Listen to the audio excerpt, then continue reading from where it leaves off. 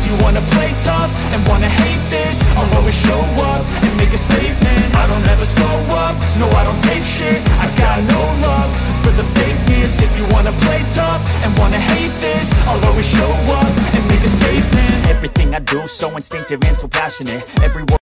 Assalamualaikum warahmatullahi wabarakatuh. Salam sejahtera untuk kita semuanya.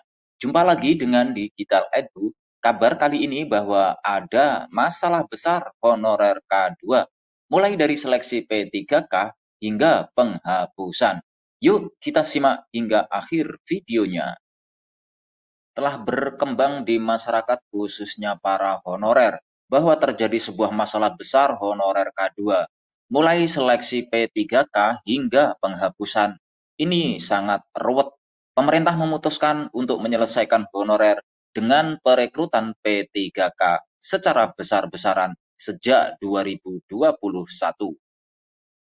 Yang menjadi sebab masalah dalam perekrutan P3K yaitu difokuskan hanya pada guru dan tenaga kesehatan. Inilah yang menjadikan ketidakadilan yang dirasakan bagi para honorer. Koordinator Wilayah Perkumpulan Honorer K2 Indonesia atau PHK2I Provinsi Jambi, Amaden, mengatakan bahwa kebijakan pemerintah yang merekrut guru dan nakes membuat tenaga teknis administrasi merasa dianaktirikan. Tidak ada regulasi yang berpihak kepada honorer tenaga teknis administrasi. Sehingga honorer K2 tenaga teknis administrasi mau diapakan? Jangan dianggap golongan kelas 2, kata Amaden. Menurut Amaden, ada 6 masalah besar honorer K2 yang seharusnya diselesaikan pemerintah. Di antaranya yang pertama, sejak pengumuman dan pendaftaran P3K 2022 dibuka pada 31 Oktober yang lalu, banyak honorer K2 tidak bisa mendaftar. Pasalnya, berdasarkan Dapodik, sekolah tidak linear dan tidak memenuhi jam mengajar 24 jam khusus guru bidang studi. Honorer K2 ini produk Presiden Susilo Bambang Yudhoyono. Honorer K2 masuk dalam database BKN dan bekerja tanpa putus sampai saat ini. Masalah yang kedua, untuk penyelesaian honorer K2 pada 2022-2023 seharusnya cukup dengan database BKN, bukan berpedoman pada Dapodik. Selain itu, dilihat juga masa pengabdian, karena rata-rata honorer K2 telah mengabdi di atas 17 tahun. Banyak yang usianya sudah mendekati pensiun. Sementara, guru tidak tetap atau GTT rata-rata banyak yang mengajar tidak linear dengan ijazahnya. Masalah yang ketiga yaitu sekitar 200.000 honorer K2 tenaga teknis administrasi yang masuk database seharusnya diangkat secara langsung. Seharusnya mereka cukup diseleksi administrasi karena saat ini banyak yang mulai dirumahkan pemerintah daerah. Ini sebagai imbas dari kebijakan penghapusan honorer pada 28 November 2023. Jika pemerintah beritikat baik, maka selesaikan dahulu honorer K2, baru kategori lainnya.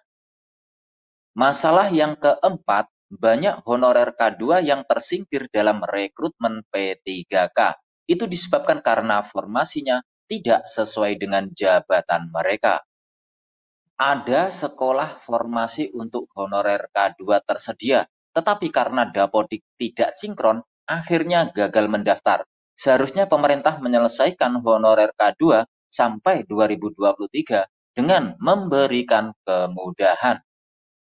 Di sekolah yang tidak ada honorer K2, ada formasi pengabdian sudah hampir 19 tahun. Usia hampir pensiun, seharusnya pemerintah pusat memberikan afirmasi khusus untuk honorer K2 Indonesia. Masalah berikutnya yaitu formasi P3K 2022 khusus honorer K2 makin menipis untuk masuk seleksi. Sebaliknya, untuk honorer baru dengan masa kerja di bawah 3 tahun, peluangnya makin besar. Honorer K2 mau dibuang kemana? Rata-rata mereka sudah memiliki surat pernyataan tanggung jawab mutlak. Pengabdian mereka sudah belasan tahun tidak diapresiasi. Honorer K2 hanya dianggap sebagai pembantu PNS. Sementara itu, sejumlah forum guru non-ASN mengadukan nasibnya kepada wakil rakyat di Komisi 10 DPR Senayan dalam forum rapat dengar pendapat umum atau RDPU. Keluhan utama yang disampaikan kepada komisi yang membidangi masalah pendidikan itu terkait nasib para guru lulus passing grade P3K 2021 yang tidak mendapatkan formasi pada seleksi P3K 2022. Tuntutan yang disampaikan yakni para guru lulus passing grade P3K 2021 yang sudah dinyatakan masuk kategori prioritas 1 atau P1 harus diangkat semuanya pada 2023 ini. Perlu diketahui bahwa sebanyak 193.954 guru lulus PG P3K 2021 masuk kategori P1 pada seleksi P3K 2022. Setelah para pelamar P1 semuanya sudah mendapatkan penempatan, baru kemudian P2 dan P3 menyusul. Jangan sampai P2 dan P3 malah bisa menggeser posisi P1. Dalam forum rapat dengar pendapat umum, anggota Komisi 10 DPR RI Muhammad Nur Purnamasidi mengatakan bisa memahami perasaan yang dialami para guru lulus passing grade 2021. Dia menilai masalah ini dipicu inkonsistensi pemerintah dalam program pengangkatan 1 juta guru P3K. Inkonsistensi pemerintah antara lain terkait dengan anggaran untuk gaji guru P3K, jumlah kuota yang tidak sesuai rencana awal, dan guru lulus PG yang disebut masuk prioritas 1, tetapi faktanya banyak yang tidak mendapatkan formasi. Muhammad Nur Purnamasidi mengatakan Komisi 10 DPR sejatinya sudah membentuk 3 panitia kerja atau panja terkait nasib guru honorer dan sudah melahirkan sejumlah rekomendasi. Juga sudah menyurati pimpinan DPR untuk menginisiasi pembentukan pansus pengadaan P3K. Ditegaskan pula bahwa Komisi 10 tidak akan pernah berhenti memperjuangkan nasib para guru honorer. Demikian kabar hari ini, semoga bermanfaat. Terima kasih sudah menonton Digital Edu.